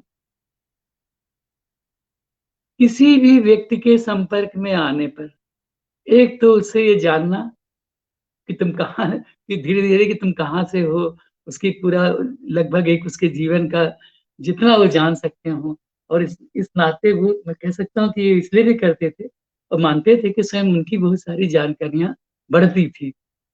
फिर वो मानव स्वभाव में भी उनकी दिलचस्पी बहुत गहरी थी, आप मान सकते हैं कि वो अलग अलग तरह के की दोस्तियां उनकी हुई हैं। ये ऐसा नहीं है अशोक जी के बारे में कि वो खाली राजनीति की दुनिया के लोगों से या जो समाज सेवी हैं। दादू भाई आप आ जाइए, जरा एक मिनट चेहरा दिखा दीजिए आप थोड़ा और झुक जाइए, बस फिर आपको परिचय दूंगा मैं कि कौन है। जी स्वागत स्वागत। ये देखिए बहुत बहुत अच्छा संयोग है। कल से भी मैं अशोक जी की बात कर रहा हूँ। दादू भाई जो मेरे साथ यहाँ बैठे हुए इसे सुन रहे हैं, ये व्यवसायी हैं। और एक समय अशोक जी से इनका भी इतना प्रेम गहरा हुआ था कि इनके घर में मैंने और अशोक जी ने पद्मपुकुर में, भवानीपुर में, कलकत्ते में न जाने कई कितनी शामें बिताई हैं। अच्छा, अब दादू भाई की थोड़ी बहुत दिलचस्पी तभी थी, अब बहुत थोड़ी बढ़ी है कलाओं में, कुछ फिल्म वगैरह में, और वो अशोक जी के कारण ही बढ़ी है। तो इनके यहाँ की मुझे याद है जब गए हो तो ये पूछने लगे कि अरे ये उस इलाके के बारे में, उनको तो पूरा इतिहास पता था इस उस घर के बारे में, क्योंकि जो दादू भाई के घर है कलकत्ते में, वो कलकत्ते के जो पुराने घर होते थे यही है ना दादू भाई, लाल फर्श वाले और वो लकड़ी की खिड़कियों वाले। और इनके घर के नीचे मीरा मुखर्जी नाम की बड़ी मूर्ति शिल्पी जो अब नहीं है और जिनका इतना सम्मान है भारतीय कला जगत में, तो वो वहां इनके ठीक नीचे वाले मंजिल में रहती थी। अब अशोक जी की बहुत गहरी दिलचस्पी इसमें हुई। फिर वो इसका प्रबंध भी उन्होंने इनसे कराया कि मुझे मीरा जी से हम मिल सकते हैं। फिर उनका हाँ बिल्कुल मिल सकते हैं। तो वो इन्होंने एक दिन ऐसे ही शाम को हम लोग अशोक जी गए थे दादू भाई के घर में, मेरी पत्नी थी, शायद मेरी छोटी बेटी भी थी, इनकी पत्नी थी स्मिता। हम लोग सब खा पी रहे थे, बातें कर रहे थे। दादू भाई नीचे गए और उनको मीरा जी से कहा कि अरे मीरा जी आप चलिए ना ऊपर थोड़ा हमारे साथ। तो उनको बड़ा अच्छा सा हुआ। उन्होंने कहा नहीं नहीं तुम पहले हमारे यहाँ साथ कुछ खाओ। ये जैसा बताते हैं कि मीरा मुखर्जी कहती थी कि तुम पहले कुछ खा लो फिर हम तुमसे बात करेंगे वाला मामला था। खैर बहरहाल इनको ऊपर लेकर आए। अब अशोक जी उनको देखते ही उनकी आदत थी, उनको ही लगता था अच्छा मीरा जी आ गई। तो वो इतनी तरह वो विलक्षण व्यक्ति ऐसा कर सकता है जो अशोक जी ने किया है। अब ये देखिए ऐसे ही आप, मैं बताऊं आपको, इतने संस्मरण लोगों के पास निकलेंगे, लोगों से मिलने के, मिलवाने के, उनके उनके ज्ञान के। मैं अशोक जी को इस नाते भी आज बहुत मानता हूँ और मैंने उनसे सीखा है। हालांकि मैं अशोक जी का जैसा जीवन, मैंने अशोक जी के कारण ही, क्योंकि इसमें उनकी बड़ी मदद रही है कि मैं ठीक से रह सकूं, मैं ठीक से खाऊं पीऊं, तो और मेरा जीवन थोड़ा व्यवस्थित हो। लेकिन स्वयं उनका जीवन आप देखो, वह कमरा, उसकी याद कौन भूलेगा जो वहां कभी गया है या उसने सुना भी है उसके बारे में। किताबें हैं, उसके अलावा कुछ नहीं है। थोड़े से बर्तन हैं, वो भी जो बाद में बालेश्वर जी और सुशीला जी, बालेश्वर जी की पत्नी, संभालती हैं। कुछ है ही नहीं। उनके लिए एक तखत है और कोई आ जाए तो फिर वो वही तखत पर सोएगा, वो उसमें नहीं सोएंगे, वो फर्श पर सोएंगे। अब बताइए, मैं उनसे छोटा, मैं उस पर तो जरूर हमारा झगड़ा सा होता है, होता था कई बार, कि होता है भी इसलिए निकलेगा मुंह से कि अशोक जी को मैं गया हुआ व्यक्ति नहीं मानता। अशोक जी गए हुए व्यक्ति होते तो आज बहुत सारे कारणों से मेरी हिम्मत टूट चुकी होती और बहुतों की शायद टूट चुकी होती। और वो व्यक्ति हमको ऐसी ऊर्जा दे गया है, हमको ऐसी समझ भी दे गया है, हमको किन्हीं भी परिस्थितियों में शायद रहना भी सिखा गया है।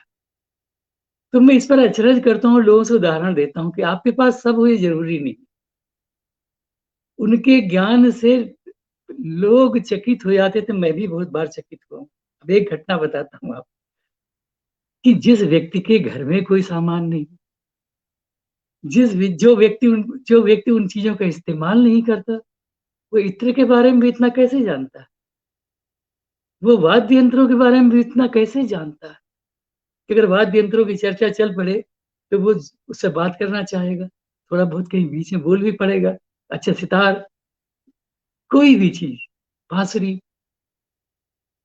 ये इस आधार पर मैं कह रहा हूं कि अब उसकी मुझे बहुत याद आती है उन दिनों की, जब भवानीपुर में ये संगीत वाली कुछ, पता नहीं अब है कि नहीं, शायद होंगी, जो वाद्य यंत्रों की दुकानें हैं। तो मैं अपने उत्साह में अशोक जी के साथ, मतलब बात करते हुए चला रहा हूँ और देखता हूँ अचानक वो रुक गए। तो थोड़ी खींच भी होती थी, अरे ये क्या हुआ, और यहाँ ऐसा क्या देख रहे हैं, क्योंकि तब मेरी दिलचस्पी उन चीजों में नहीं थी। अगर बाद में हुई तो उसमें भी उनका ही कारण मैं मान लूंगा कि अशोक जी के कारण ही हुई, क्योंकि उस जमाने में भी वो दृश्य देखा कि इतने सारे वाद्य रखे हुए हैं। अब मैं सोचता हूँ कि वो दिल्ली हो, वो कलकत्ता हो, तो वो कैसे ये होता था कि वो ऐसी चीजें करने लगते थे। एक बार मेरी बड़ी बहन, जो जिनकी बड़ी हवेली थी बनारस में, और कबीर जो चौक वाले इलाके में उनकी हवेली थी, और उसके आसपास बड़ी इत्र की दुकानें हैं, तो मैं वहां से बनारस से होते हुए लौटा, और मेरी बड़ी बहन को भी, अब देखिए कितने लोग आ जाएंगे, ये अर्पण जी, अब मैं क्या बताऊं, मतलब ये आज अचंभा भी हो रहा है कि ये व्यक्ति क्या था, कि जिनसे उसकी दोस्ती है, उनके परिवारजनों से इतनी गहराई से व्यक्ति जुड़ता है। देखिए, मैं अभी तक भूला हुआ था, अचानक याद आई मेरी बड़ी बहन चंद्रकांता अवस्थी और हमारे जीजा जी का निराला अवस्थी, वो अशोक के ऐसे प्रेमी। अब अशोक जी देखे तो उनके, मेरी बहन के घर में पता नहीं कितनी बार गए होंगे मेरे साथ। वो वो दोनों उनको इतना चाहने लगे थे। मेरी बहन की तो ये इच्छा रहती थी कि अशोक आए तो मैं उनको क्या खिला पिला दूं। अब वो नहीं है। उनकी बेटियां, मेरी भांजी वीणा, जो अब जो अमेरिका में रहती, वो जब मिलती है, कभी बात होती है इधर, तो हमारी बातचीत व्हाट्सएप पर लगभग अक्सर होती ही है, लेकिन जब किसी संयोग से 2-4 बरस में दिल्ली आती है, तो जिस व्यक्ति के बारे में पूछती है, उनमें से अशोक सत्रिया जरूर होते हैं। जो भी उनको मिला, जो भी उनके संपर्क में आया, रानी, जब मैं संगना का संपादक था, तो ये मेरी सहायक थी, बहुत अच्छी लड़की है। उसने संगीत से दिल्ली विश्वविद्यालय से एमए किया है, कुमार गंधर्व पर शोध किया है, तो कलकत्ता जा रही अपने कुछ साथियों के साथ, उसी के संगीत के कुछ छात्रों के साथ। तो मैंने कहा अशोक जी से तुम जरूर मिलना, तुमसे उनको मिलकर बहुत अच्छा लगे। अब हालत ये देखिए कि इन लोगों ने कोई समय उनको दिया, वो उस समय पर पहुंचे नहीं। अशोक जी बेचैन हो गए कि उन्होंने मुझे फोन कर डाला कि अरे भाई, वो तो लोग आने वाले थे, कहाँ रह गए। मैंने कहा नहीं, आते होंगे, उनको कुछ और भी काम होंगे, वो आप जरूर आएंगे, मैंने कह रहा। अब वो चारों लोग वहां पहुंचते हैं, और जैसा कि रानी ने बताया, और आज भी याद करते एक भेंट में, कि वैसा आनंद हमको किसी को अपना गाना सुनाकर नहीं आया। फिर ये चारों लोग गाते हैं उस कमरे में, और संगीत के बारे में उनसे बातें करते हैं, और वो भी बातें करते हैं। देखिए, जिस व्यक्ति के घर में कोई वाद्य यंत्र नहीं है, जिसने संगीत कभी सीखा नहीं है, उसको इतनी जानकारी, या जानकारी न भी कहें, उसको इतना प्रेम। रानी, जब अशोक जी नहीं रहे, तो जो दिल्ली में एक बड़ी सभा हम लोगों की हुई, नारायण प्रसाद भवन में, उसमें मैंने रानी से कहा तुमको आज बोलना है। एक बार जो लड़की मिली है, इतना सुंदर वो बोली, थोड़ी देर में यही सब बात। ये एक उदाहरण ही बहुत कुछ कहने को। फिर वो लोग तमाम, उनकी बात तो समझिए आज पूरी ही नहीं हो पाई, समाजवादी आंदोलन से जुड़े हुए। चौरंगी वार्ता जब निकलनी शुरू हुई तो देखिए, अभी देखिए विचित्र संयोग कि जब हमारा मकान बिक गया था, तो फिर जब हमारे पिता लौटे थे हम लोगों के किसी प्रसंग से, तो हम भाई बहन कुछ दिन वहां रहे थे। जब वो सब कुछ सबका निपटारा करने के लिए आए कि, तो वो हम 8 इंडियन मिल स्ट्रीट में रह चुके थे, जहां चौरंगी वार्ता निकलनी शुरू हुई। तो उसके आसपास से निकल, उसके आसपास की मकान, अब वो दृश्य याद आते हैं कि अशोक जी वहां बैठे प्रूफ पढ़ रहे हैं। फिर दैनिक हिंदुस्तान याद आता है, फिर जन याद आता है, फिर जन के साथ ये याद आती है कि अशोक जी समाजवादी आंदोलन से बाद में जुड़े, पर मैं जुड़ा आंदोलन से उतना नहीं, लोहिया जी से, ब्राह्मण लोहिया से, ओम प्रकाश दीपक से। और वो मेरे बड़े सुंदर दिन थे कि लोहिया जी के इतने निकट संपर्क में आया। और तो कृष्ण जी के, कृष्ण पटनायक के बिना भी अशोक जी की बात पूरी नहीं होती। सच्चाई ये है कि बहुत सारे लोगों के बिना अशोक जी की बात पूरी नहीं होती। मैं ये जरूर कह सकता हूँ कि चूंकि मेरी अवधि सबसे लंबी है, ये तो मैं दावा कर सकता हूँ विनम्रता पूर्वक, कि भाई बाद में सारे लोग उनसे बाद में मिले, और इसको मैं अपना बहुत बड़ा भाग्य मानता हूँ। मैं उनसे पहले मिला, सहयोगी था। और उस समय मिला जब वो कॉलेज ड्रॉप आउट थे और कुछ कर नहीं रहे थे, और कुछ कर नहीं रहे थे, खाली थे। लेकिन उन जैसे व्यक्ति के लिए ये भी कैसे कहूँ कि वो कुछ कर नहीं रहे थे। मेरा मानना ये है कि वो उन लोगों में थे जिन्होंने जो भी वर्ष उनको मिले, उसके एक एक क्षण का, सोने का, उठने का, बैठने का, खाने पीने का, खिलाने का, नहीं सद सकता किसी से। ये मैं दावे से कह सकता हूँ, मैंने तो अपने जीवन में ऐसा व्यक्ति फिर नहीं देखा जिसे इतना सद जाए। कि वो कैसे वो करते थे, वो एनर्जी भी क्या थी, वो एनर्जी तो थी, वो कहाँ से आई थी? गांधी से आई थी शायद। गांधीवादी परिवार में होने के कारण ऐसा मुझे कई बार लगता है, जिनसे वो कुछ, जिससे शुरू में वो इतना नहीं जुड़े, इतना बाद में जुड़े। तो करुणा, प्रेम, चिंता, स्मृति, कि अच्छा तुमसे मिला हूं। तो कितने लोगों ने देखे सामयिक वार्ता की उस अंक में लिखा जब वो नहीं रहे थे, और कितनी सुंदर चीजें लिखी। हम खुद नहीं जानते थे। दावा तो करता हूँ कि अशोक जी को इतना जानता था, इतना निकट से रहा हूँ, पर रोज रोज नई चीजें उनके बारे में पता चलती। मतलब एक व्यक्ति अपने जीवन में ये कैसे कर सकता है। फिर अभी देखिए कई चीजों पर तो बात ही नहीं हुई। आपने बच्चों के साहित्य की बात की, क्या सुंदर चीज है। क्रिकेट, हमारे मित्र हमदम, मतलब यादों का सिलसिला थमता ही नहीं। अब हमदम नहीं है, वो हमदम जिसके साथ मैं दिल्ली आने के बाद एक फ्लैट में 3 कमरे थे, जिनमें से एक कमरा मैंने किराए पर लिया। और हमदम को गए हुए तो बहुत बरस हो गए। और कॉफी हाउस की हमारी अब और तमाम दोस्त, जब अशोक जी दिल्ली में थे और मैं भी दिल्ली में, मैं दिल्ली पहुंच चुका था, वो फिर बाद में थोड़ा आए थे कलकत्ता से, एक बार छोड़ चुकने के बाद फिर आए। तो उससे क्रिकेट पर एक किताब निकली। और मेरा तब क्रिकेट में उतनी दिलचस्पी मेरी नहीं थी। उसमें भी शायद जो थोड़ी बहुत हुई, और काफी हुई बाद में तो एक समय। और मैं किताबें पढ़ने लगा, अभी भी पढ़ता हूँ। अब मैं सोचता हूँ ये कहाँ से हुआ कि मैं सौरभ गांगुली की आत्मकथा पढ़ रहा हूँ, मैं सौरभ गांगुली की जीवनी पढ़ रहा हूँ, आत्मकथा नहीं जीवनी पढ़ रहा हूँ। मैं सचिन के बारे में पढ़ रहा हूँ, मुझे पढ़ना अच्छा लग रहा है, मैं उन लोगों के बारे में जानना चाहता हूँ। भूख जगाते थे, ये भी करने लायक चीज। ये सहज उस तरफ मन चला जाता था, यार ये लोग है।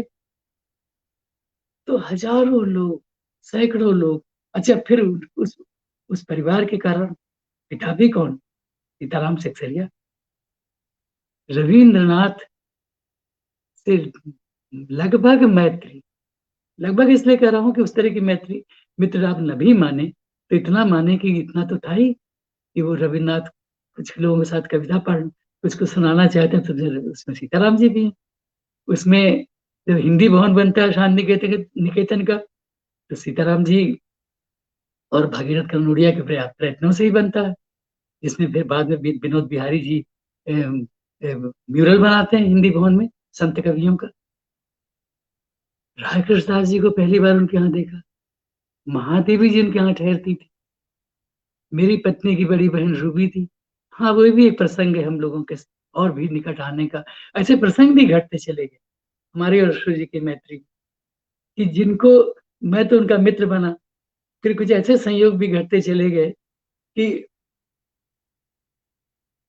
जो लोग मुझसे जुड़े संबंधियों की तरह, वो अशोक जी के भी बहुत निकट थे। अब रूबी भी जो सीताराम सिसोदिया जी के खोले हुए, भगीरथ जी के खोले हुए भारतीय भाषा परिषद इन लोगों पर बनाया हुआ है। और ये जहाँ मेरी पहली भेंट उस जमाने में बहुत पहले अलका सरावगी जी से पहली भेंट मेरी वही हुई थी। तो वो बहुत ही युवा दिखती थी, कॉलेज की छात्रा, वो छवि मुझे अभी तक याद है। तो बहरहाल वहां राकेश दास जी को देखा। राकेश राकेश दास जी कौन है तो मैंने बाद में जाना, और आज ये है कि उनका नाम ले रहा हूँ तो उसमें मुझे एनर्जी मिल रही है। ऐसे लोग हैं ये। महादेवी जी, कौन नहीं ठहरता था वहां, ये कौन नहीं किसको उन्होंने नहीं देखा बचपन से, जयप्रकाश नारायण हो। गांधी जी की चिट्ठियां तो बाद में पढ़ने को मिली ही उनकी बहनों के नाम। एक चिट्ठी की मुझे अभी तक अच्छी तरह याद है, जो विजया जी के नाम थी गांधी जी कि वो कहीं अशोक जी के कमरे में ही, उस कमरे में बहुत कुछ बिखरा हुआ भी रहता था। तो एक दिन वो कार्ड दिखाई पड़ा, मैंने कहा अरे तो गांधी जी के हस्ताक्षर है।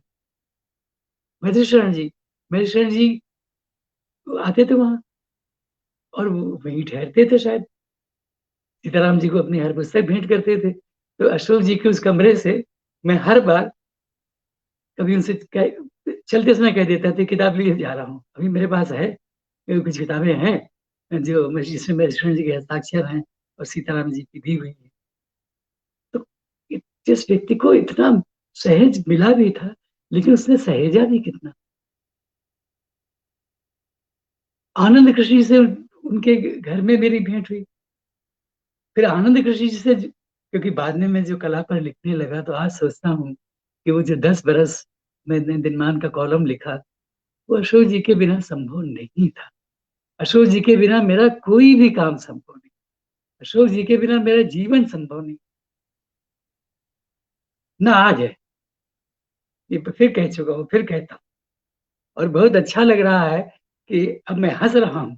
बीच में आंखों में जल तैरा था, वो प्रेम का था, वो बहुत गहरे आदर का था, वो इसका था कि मैं एक ऐसे व्यक्ति से मिला और इतनी गहराई से मिला, और जिससे मुझे इतना कुछ मिला और मिलता ही रहता है।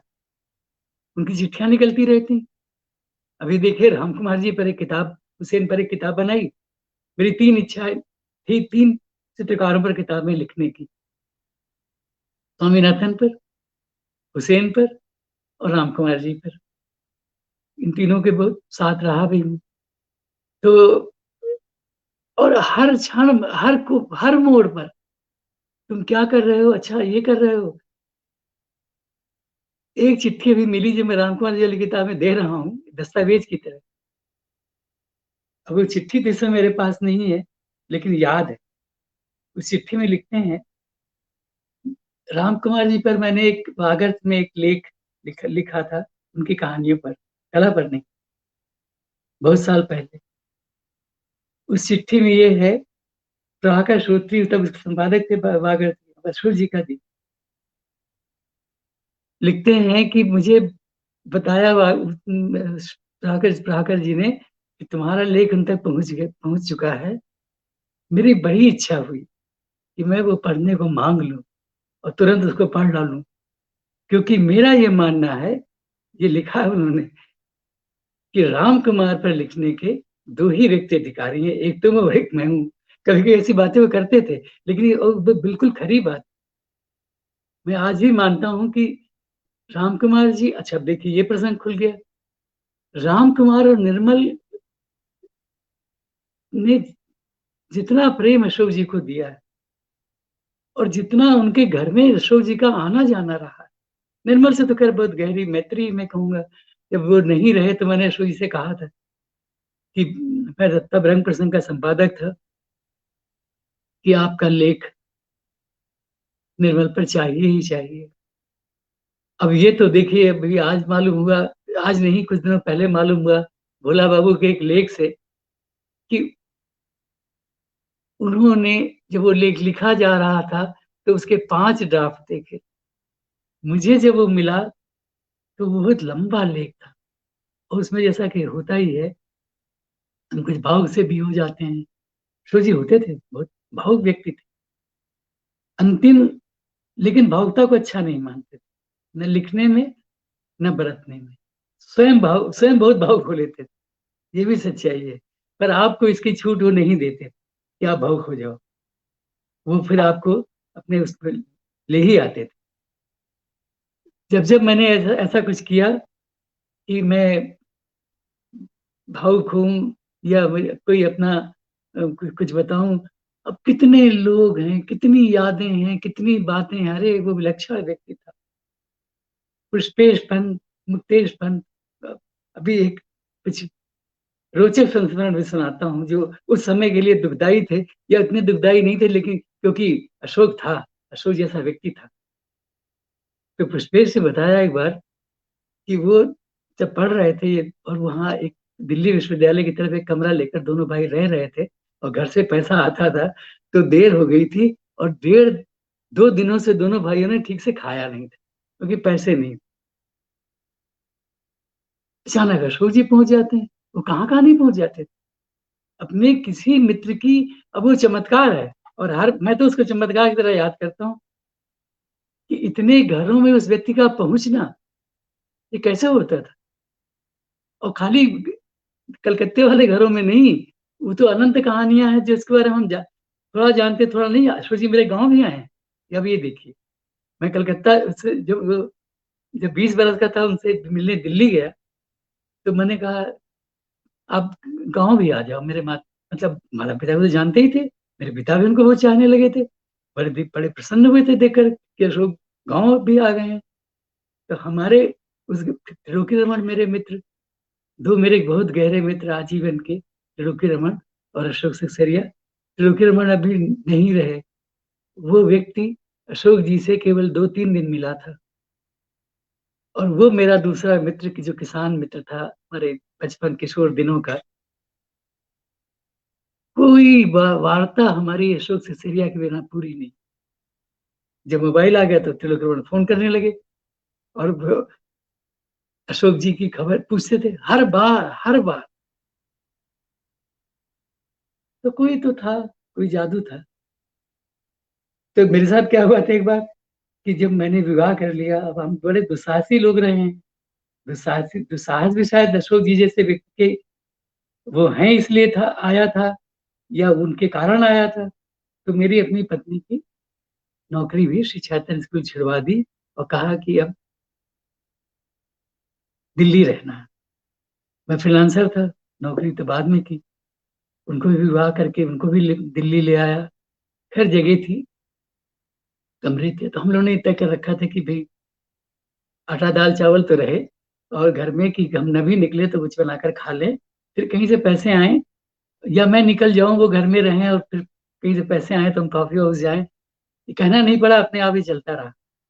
तो वो कोई गाढ़े दिन, लेकिन अब बड़ी उनको याद करके बड़ा अच्छा भी लगता है कि कहीं 15 रुपए का मनी ऑर्डर आ गया तो हम खुश हो गए। फिर हम कॉफी हाउस चले गए, फिर वहाँ अशोक जी मिल गए, और हमने अच्छा समय बिताया, खाया पिया। तो एक दिन ऐसा ही कुछ था कि हम 1-2 दिन से बाहर नहीं निकले थे क्योंकि हमारे पैसे खत्म हो गए, और कोई संकट नहीं था। तो अशोक जी मुझे बरामदे से आते हुए दिखाई, सिगरेट बहुत, उनके साथ सिगरेटें बहुत पी हैं। अब तो मैंने छोड़ दी, और कितना अच्छा हुआ कि छोड़ दी। बाद में मैं उनसे कहता रहता कि छोड़ दो, तो पर नहीं छोड़ी थी उन्होंने। तो मैंने सोचा कि अब मुझे क्या करना चाहिए। उनसे मैं ऊपर आकर भी जब आ जाते तो भी कह सकता था, पर पता नहीं क्या हुआ। मैं आधी सीढ़ियां में उतर गया। गोल सी सीढ़ियां थी, B53 ग्रेटर कैलाश की, जहाँ बहुत अशोक जी बहुत रहे हैं, रात को साथ भी रहे हैं, सोए हैं वहाँ, खाया पिया है। तो उन दिनों तो बहुत आते थे, उनको हमारी चिंता होती थी कि हम दोनों कैसे रह रहे हैं। तो उन दिनों बहुत आते थे, ज्योति की मेरे मेरे और ज्योति के साथ समय बिताने। तो मैं सीढ़ी आधी सीढ़ियां उतर गया, तो वो सीढ़ियां चढ़ रहे हैं, सिगरेट उनके हाथ में है। थोड़ा हाथ, थोड़ा सा थोड़ी देर के लिए तो वो हिचकिचाए थे।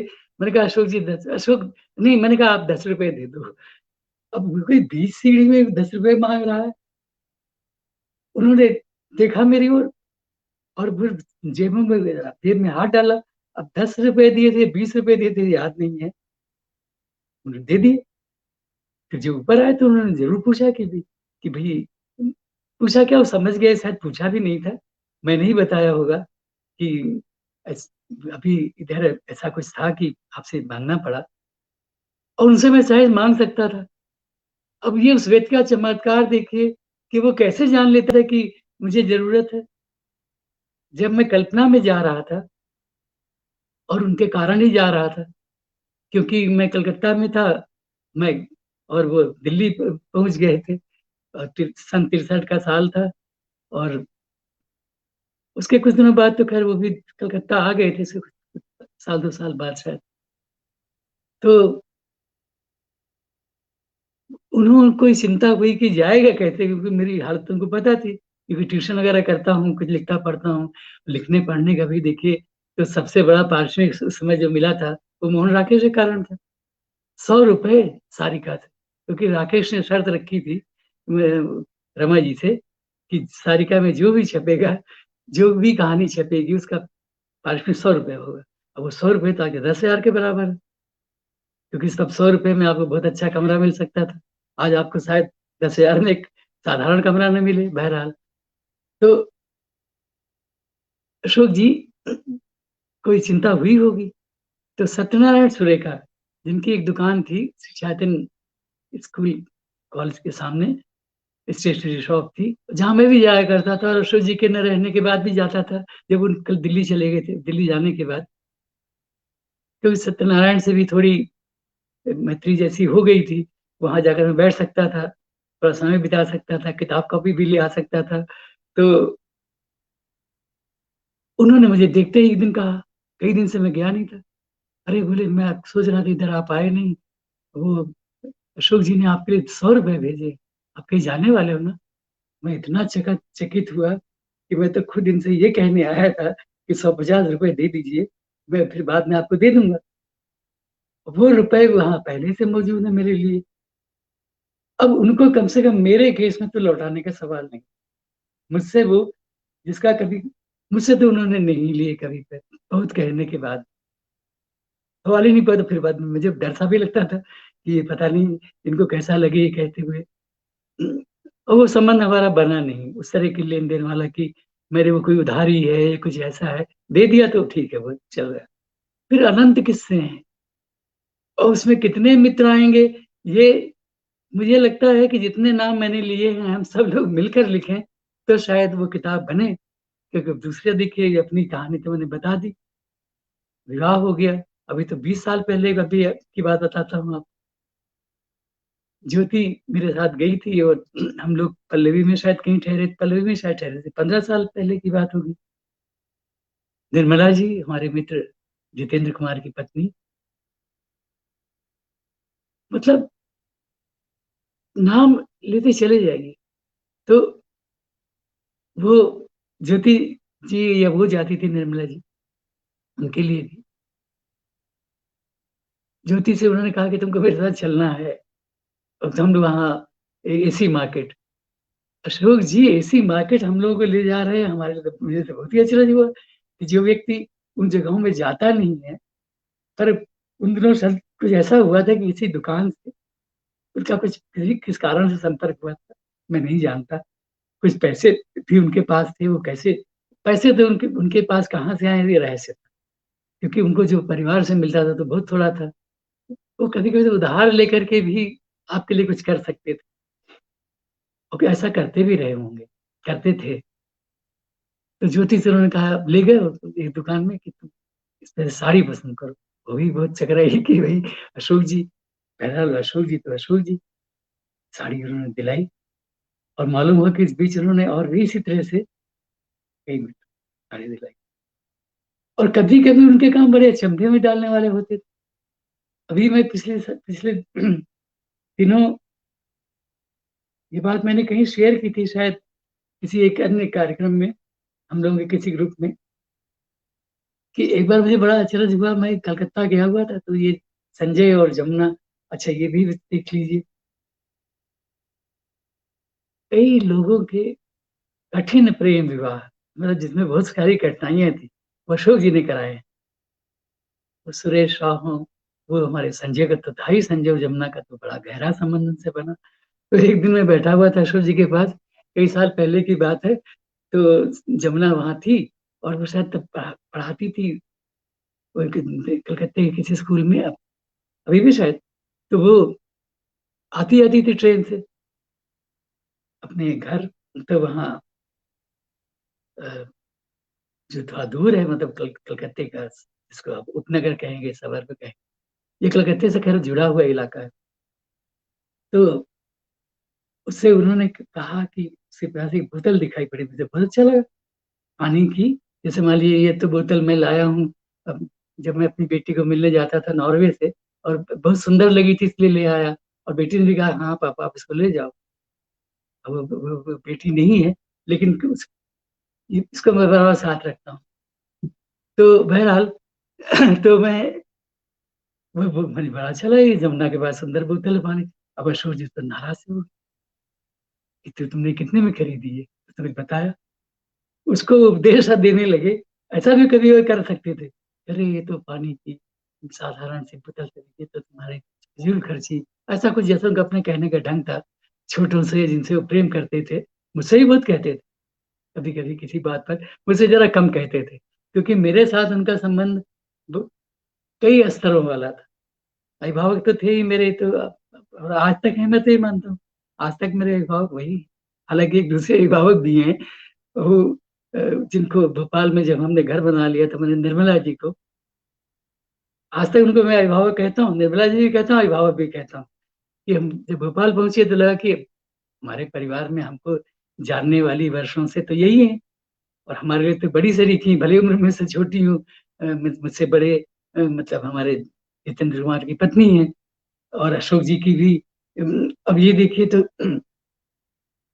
निर्मला जी का जब विवाह जितेंद्र से हुआ, तो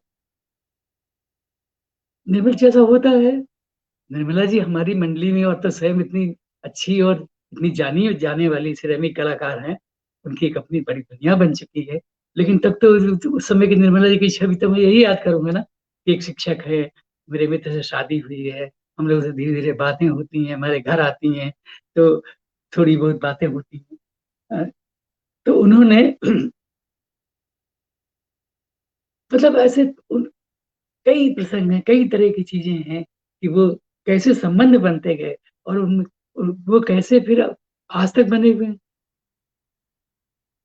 अब मुझे बस करना चाहिए, मैं तो समय को भी भूल चुका हूँ, और कितना अच्छा है कि भूल चुका हूँ, पर ये भी लगता है कि वो अशोक जी हमारे जीवन में, मैं तो ये भी कहूंगा कि रोज कहीं से निकलते भी रहते हैं। मैंने शेयर किया था अपने ग्रुप में अलका जी वगैरह के साथ, एक दिन एक किताब दिखाई पड़ी, जैसे बहुत सारी किताबों के बीच में, तो एक दिन वो वैन गॉग उस जमाने में, आई मस्ट हैव बीन 18 और 19, उसमें अशोक जी ने वो किताब मुझे भेंट की थी, तो मेरे बाद में बहुत काम आई। तो शुरू में मैंने उसको नहीं पढ़ा, कई बार से बता दूं आपको, क्योंकि मैं थोड़ा सा पढ़कर छोड़ देता था। वैन गॉग कौन है, तो मैं ठीक से जानता भी नहीं था, तब जो वो किताब मुझे मिली, ये मालूम था कि बहुत बड़े चित्रकार है। तो बहरहाल उसमें अशोक जी ने अपने हस्ताक्षर किसी मौज में, किसी शौक में, बंगला लिपि में, रोमन लिपि में, हिंदी लिपि में, और कुछ और लिपियों में कर रखे थे, किसी से पूछ करके, 4-5 लिपियों में। फिर कभी कोई चिट्ठी निकल आती, चिट्ठियां उनकी मेरे पास बहुत, कम से कम नहीं तो रही होंगी 1,500-2,000 तो रही होगी, ज्यादा भी हो सकती है। कुछ बची हैं, कुछ बचाई हैं बाद में मेरी छोटी बेटी ने, क्योंकि छोटे घरों में रहा। अभी भी यही था दिल्ली में, आप समझ सकते हैं। कभी 2 कमरों वाले घर, 1.5 कमरों वाले घरों में रहने पर बीच में जरूर टाइम्स ऑफ इंडिया का एक फ्लैट मिला था, 3-4 कमरों वाला, जहाँ अलका जी तो आ चुकी। और उसके अलावा तो ये था कि सामान रखने की जगह नहीं, रहे कि कितनी किताबें रखें, पत्रिकाएं कहाँ रखें। बहुत सारी चीजें खोई भी हैं, उसका अफसोस भी होता है, पर बची भी रह गई। तो कहीं से कोई चिट्ठी निकल आएगी, कभी कभी कोई छोटा सा पर्ची तक निकल आई किसी किताब से, अशोक जी के हाथ की लिखी हुई। तो वो व्यक्ति बहुत कुछ छितरा गया चारों ओर, अपनी अच्छाई, उसकी याद करके अब समाप्त करता हूँ। नहीं तो ये शेष नहीं होगा आज। अर्पण जी, ये मैं भी थक जाऊंगा, श्रोता तो शायद नहीं थकेंगे, क्योंकि उस व्यक्ति के बारे में सुनते हुए कोई थक नहीं सकता, ये मैं गारंटी से कहता हूँ। मैं भी 4 घंटे बोलूं और जिनके पास समय होगा उसको सुनेंगे, इसका मुझे भरोसा है। तो उन्होंने, मैं क्या कह रहा था, मैं शायद ये कह रहा था कि बताइए अर्पण जी, कुछ अगर आपको याद आ रहा हो। संस्कृति की बात कर रहे थे और समेटने की बात। हाँ, समझने की तो, जब अशोक अशोक जी नहीं रहे तो वहाँ भरत तिवारी एक ब्लॉग चलाते हैं, तब उनको इतना नहीं जानता था भरत तिवारी जी को जितना अब शायद जानता हूँ। तो उन्होंने मुझे फोन किया कि मैं अशोक जी पर कुछ देना चाहता हूँ, अशोक जी के बारे में आप क्या सोचते हो। पता नहीं कैसे मेरे मुंह से एकाएक ये निकला था, जिस जो आपने शीर्षक भी बनाया है इसका हमारे कार्यक्रम का। अशोक जी अच्छाई की फसल उगाने वाले थे। सचमुच यही था। कितने लोगों के मन में इस समय, जब चारों तरफ से ये कह सकता हूँ कि लोग अपनी चीजों की फसल उगाते हैं, उसी में उनको आनंद आता है, पता नहीं क्यों। तब एक व्यक्ति ऐसा जो हर हाल में, वो किसी भी हाल में रह रहा हो, वो अच्छाई की फसल उगाने वालों में थे। ऐसे करुणामय व्यक्ति, ऐसे लेखक, साधारण लेखक नहीं थे अशोक जी, ये हम सब जानते हैं। कम लिखने का मतलब तो ये नहीं होता कि आप साधारण नहीं हो सकते। जैसा कि हम लोग गुलेरी जी को मानते हैं, गुलेरी जी को भी बहुत मानते थे हम।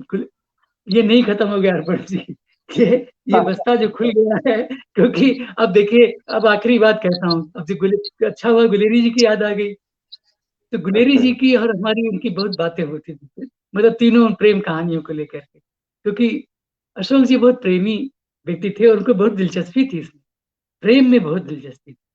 वो उन्होंने प्रेम विवाह जो स्वयं स्वयं विवाह न किया हो एक अलग बात है, पर प्रेम विवाह में, प्रेम में हमारे विवाह से ही बड़े प्रसन्न हुए थे कि मैं प्रेम विवाह कर रहा हूँ।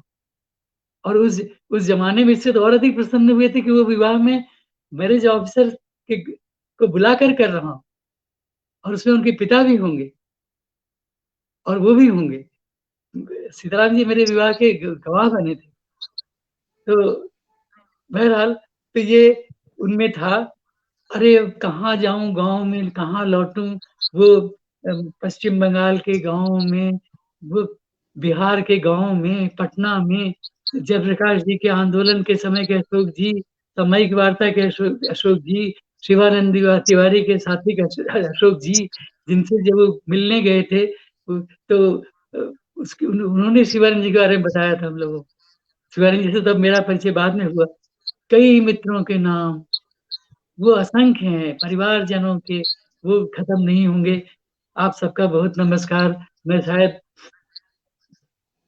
यही कह सकता हूँ कि फिर कभी ऐसा हो और मैं फिर से अशोक जी को याद करूं, जिनको रोज याद करता हूँ, इस रूप में भी याद करूं, क्योंकि वो अच्छाई की फसल जो उगा रहे थे, उसकी हम बातें करते रहे। ये लोगों से मैं युवा लोगों से उनका उदाहरण बहुत देता हूँ। किसी चीज की जरूरत नहीं, अगर आप में पैशन है, अगर आप जानना चाहते हो, अगर आपकी सचमुच दिलचस्पी है, आप जान लोगे, कुछ रखने की जरूरत नहीं। उस व्यक्ति ने कभी कुछ नहीं रखा। जहां जहां अशोक जी रहे वहां वहां मैं गया।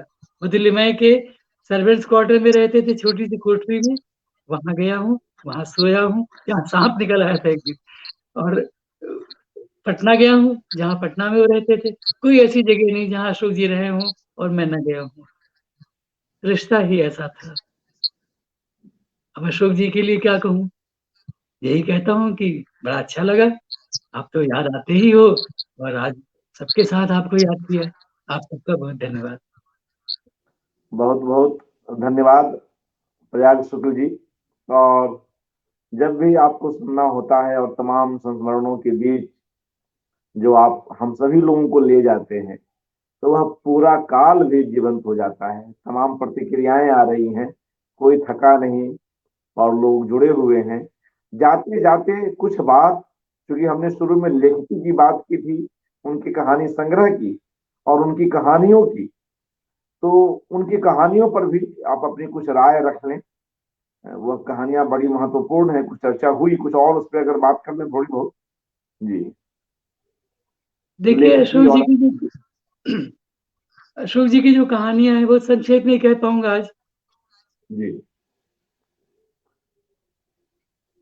उसमें दो तीन प्रमुख बातें दिखती हैं मुझे। एक तो ये है कि वो परंपरा में ना, ऐसा नहीं, मैं नहीं कहूंगा कि परंपरा में नहीं है, क्योंकि जैनेन्द्र अज्ञे अशोक जी को बहुत प्रिय थे। हीली बोन की बतखें और पठार का धीरज, अज्ञे की कहानियां, जैनेन्द्र जी का त्यागपत्र परख, उस पर हमारी बहुत बातें होती थी। पर अशोक जी का ये मैं कह सकता हूँ कि उन कहानियों का एक बड़ा महत्व तो ये है कि वो किसी से जुड़ती नहीं है। उनकी विचार भूमि, उनके लिखने का ढंग, जैसे लेखकी का ही देखिए क्या तरी वो ढंग है अपनी बात रखने का। कोई भी कहानी आप ले लीजिए, अशोक जी रूमानी व्यक्ति भी थे, ये तो मैं जरूर कहूंगा। बिना रूमान के, बिना रोमांटिक हुए आप इतनी बड़ी दुनिया को इस तरह नहीं साध सकते, क्योंकि प्रेम और रोमांस दोनों चीजें उनके जीवन में थी। उन्होंने ही उनकी कहानियों को रचा गढ़ा है। सब तरह का रोमांस, सब तरह का प्रेम, संबंधों को लेकर, और ऐसे व्यक्तियों को लेकर जो जो दुखुआ मैं कहा से कहूँ, मेरी सजनी जो कहानी है वो अपूर्व कहानी है। कि उनके यहाँ आप बराबर देखोगे कि उनका साथ भी उन लोगों से होता था, ज्यादा होता था। चीज जो थोड़ा सा अलग लीग के है, पैशन है, या जो कुछ करना चाहते हैं पर शायद उस समय उसको उस तरह नहीं कर पा रहे, वो साथ खड़े हो जाते थे। सांचे में बंधे हुए लोगों से उनका रिश्ता नहीं बनता था, उनका रिश्ता अनगढ़ लोगों से बनता था। तो वो अनगढ़ता भी थोड़ी सी उनकी कहानियों में है, और वही उनका गुण है। बहरहाल, अब मैं ये इस पर आता हूँ, इस लेखी पर, और एक दिलचस्प घटना सुनाकर समाप्त करता हूँ। तो जब अरविंद मोहन जी ने हम लोगों से कहा, मुझसे कहा कि ऐसा ऐसा है, अरे मैं बड़ा खुश हुआ। मैंने कहा लेकिन अरविंद जी खतरा भी है, अशोक जी मुझसे भी कह चुके हैं, मैं तुमसे कई बार कह चुका हूँ। वो कहते हैं कि नहीं, मेरा मेरी किताब नहीं आएगी। और मुझसे तो उन्होंने कहा था कि तुम भी नहीं बनाओगे। तो मैं कहता हूँ लेकिन चलिए, आपने हिम्मत की है। तो मैंने कुंवर नारायण जी को से चर्चा की, कुंवर नारायण जी से, वो भी देखे। कुंवर नारायण जी और भारती जी के बिना अशोक जी की बात कैसे पूरी हो। मैं उन तमाम मित्रों से पहले क्षमा मांग लेता हूँ जो जीवन अशोक जी के जीवन के बहुत अभिन्न अंग थे, बहुत उनको चाहते मानते थे, और उनका आज मैं नाम न ले पाया। ऐसे एक दो लोग नहीं होंगे, ऐसे बीसियों लोग होंगे। पर कुंवर जी और भारती जी निश्चय ही, जिनके लिए भारती जी से तो उनका परिचय पुराना था, बहुत कलकत्ते के दिनों से, दोनों परिवारों का। और विवाह तो कुंवर जी से उनका बाद में हुआ। तो कुंवर जी ने कहानियां दी। अब कोई व्यक्ति देखिए, कुंवर नारायण जैसा व्यक्ति उन कहानियों को उस तरह सहेजे हुए था कि मैंने कहा, उन्होंने निकाल कर दे दी कि हाँ मेरे पास है। अब यही कहा कि मेरे पास दो कहानियां, मैं वहां से मिली, कुछ कहीं और से मिली, वो संग्रह बना। अब ये तय हुआ कि हम अशोक जी को बताएंगे नहीं, क्योंकि बताने पर अड़चन पड़ सकती है। वो सीधे प्रेस को धमका सकते हैं कि ये नहीं होगा, और ऐसा वो कर चुके थे, 2 एक बार धमका चुके थे लोग। बहरहाल, लेकिन उसका लोकार्पण तो हुआ। वागदीप चंद जी स्वयं आए, पुस्तक मेला में उसका लोकार्पण हुआ। और प्रभाष जी और पूर्णनारायण जी ने ही किया, मैं भी था। हम लोग साथ थोड़ा थोड़ा, मैं शायद उस दिन नहीं बोला, कुंवर जी बोले, प्रभाष जी बोले, और खबर तो छप गई उसकी। और उसके कुछ दिनों बाद मुझको और मेरी पत्नी की ज्योति को कलकत्ता जाना था, और हम भारतीय भाषा परिषद में ठहरने वाले थे। तो इतना याद है कि शायद अलका जी भी थी, अलका जी के साथ वो मिलने आए वहां। और ये हम डरे थे उन्हें, ज्योति से मैं रास्ते पर कहता आया था कि इस बार मैं अशोक जी का सामना कैसे करूंगा, मैं समझ नहीं पा रहा, क्योंकि वही इस संग्रह को लेकर क्या कहेंगे, कैसा उलाहना होगा, क्या सुनने को मिलेगा। अचंभा देखिए, जब हम लोग वहां, मैंने उनसे कुछ कहा नहीं कि किताब लाया हूं कि नहीं। तो तो बोले कि थोड़ी देर बातें हम लोगों की होती रही, फिर बोले कुछ उन्होंने, अब यह ठीक याद नहीं, कुछ ऐसा प्रसंग आया, किसी ने पूछा, अलका जी ने शायद, या मैंने ही कुछ चर्चा की, या ज्योति ने कुछ चर्चा की।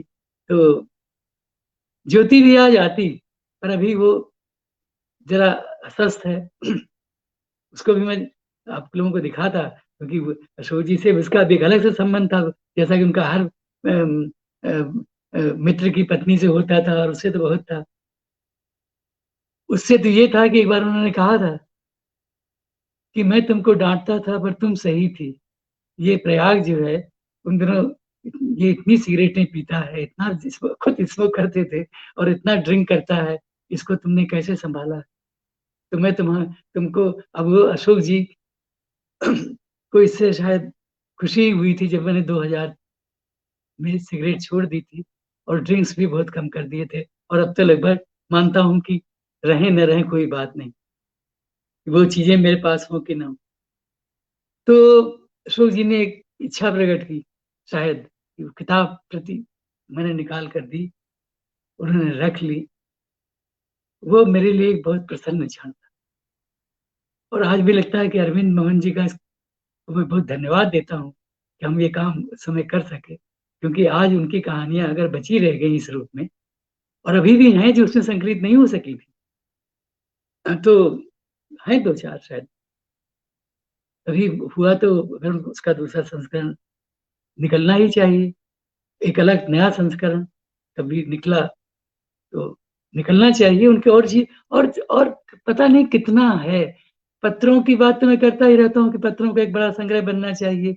ये बात हमारा जो अपना ग्रुप है, अलका जी का और संजय का और शर्मिला का और कुछ और मित्रों का, एक अलग जो ग्रुप है हम लोगों का, अशोक आयतन, जिसमें अच्छा ही है कि हम जुड़े रहते हैं अशोक जी के को बहुत निकट से जानने वाले, कलकत्ता में उनके साथ बरसों बिताने वाले, समय बिताने वाले। तो उसमें मैं कई बार इच्छा प्रकट की मैंने इस ग्रुप में कि, और ये भी, और फिर लेख, मतलब कई खंडों में रचना वाली बनेगी, जब बनेगी तो ये ना माने हम कि अशोक जी, जैसे कई लोग मान लेते हैं कि शायद उन्होंने इतना ही लिखा, नहीं नहीं नहीं। और जितना जो उन्होंने दूसरों के लिए किया, लगभग किताबें लिख डाली। कृष्णनाथ जी को नेशनल लाइब्रेरी जाकर मुझे भी मेरी कहानियां हाथ से उतार कर भेजी। जब मैंने कहा मेरे पास वो 2 लड़के कहानी नहीं जो कल्पना में छपी थी 58 में, और संग्रह बना रहा हूँ, कैसा चमत्कारी व्यक्ति था। उस चमत्कार को नाम उस चमत्कार का नाम था अशोक सिकरिया। उस चमत्कार को मैं प्रणाम करता हूँ, आप सबको प्रणाम करता जी शुक्रिया प्रयाग शुक्र जी, काफी मन से और विस्तार में जाकर आपने बात की, और हम सभी लोगों के साथ कई अमूल्य स्मृतियों को साझा किया। बड़ा अच्छा लगा, जबकि आप इन दिनों कुछ व्यस्त भी हैं, उसके बावजूद आपने समय निकाला। जाते जाते जो लोग, जो हमारे लेखागण, जो मित्रगण जुड़े हुए हैं, अशोक सिकरिया जी के प्रेमीगण, एक बार मैं उनके नाम ले लूं। और उसके बाद हम लोग इस कार्यक्रम को समाप्त करेंगे। निर्मला सिंह जी, बबीता कुमारी झा जी, शिखर त्रिपाठी जी, अंजू ढड्ढा मिश्रा जी, राम कुमार तिवारी जी, सरोज कौशिक जी, अरुण सितांश जी, त्रिनेत्र जोशी जी, अरविंद मोहन जी, शिवदयाल जी, अंशुमति जी, शिवानंद तिवारी जी, रामकिशोर फिरोदा जी, बाल कीर्ति, संजय बख्शी जी, संजय गौतम जी, अशोक गोस्वामी, निंगोम बाम जादूमणि सिंह, प्रभा मिश्रा जी, महादेवी वर्मा सृजन पीठ, नवीन कुमार नैथानी, राघवेंद्र दीवान जी, तारा मेहरा जी, सत्य नारायण जी, पूनम अरोड़ा, पूनम सोन छात्रा, धनंजय सिंह और तमाम लोग जो इस कार्यक्रम को जुड़े हुए हैं, इस संवाद के साक्षी हैं और लगातार इस एकाग्र को और जनसुलभ पुस्तकालय के